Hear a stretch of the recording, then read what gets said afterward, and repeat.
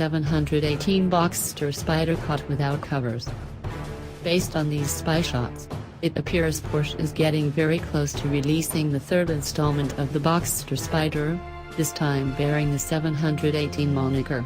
The car shown above has effectively no camouflage, and it doesn't appear to have any faux panels or temporary lighting. Being the follow-up to the non-718 Boxster, it also has a number of aesthetic changes. Up front, the 718 Boxster Spyder features the same front bumper as the GTS model. It's a slightly more aggressive version of the stock bumper, and it's available as an option on the plain S Boxsters. It also features the LED headlights that are optional on lower trim Boxsters. Moving around the side, nothing appears to have changed, and the engine covering still has the signature double humps leading up to the seats. Those humps look like they may be slightly lower and less pronounced than on the previous model. It seems there will even still be Spyder badges in the black sections around the latches for the canopy, though on this prototype tape has been placed on them. The top also appears to be the same sort of multi-step type found on the last model.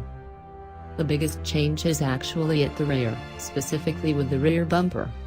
The diffuser has large outlets, and there aren't many of them. This is also the first Boxster Spyder, and the only version of the 718, to have the exhaust outlets set apart from each other. On all other 718 models, the tips are mounted in the center, and if there's more than one, they're immediately next to each other.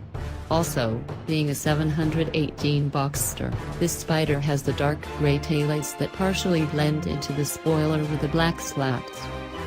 One of the questions surrounding the new 718 Boxster Spyder is what will power it.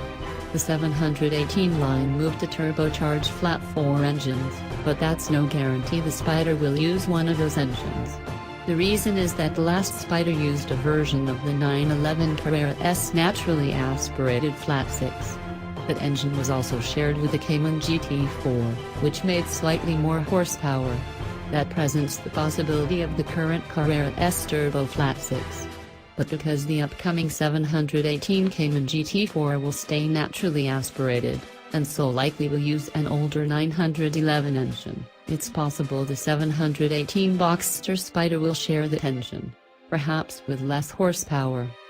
Considering how close this car looks to being production ready, we would expect to see a fully revealed model within a year.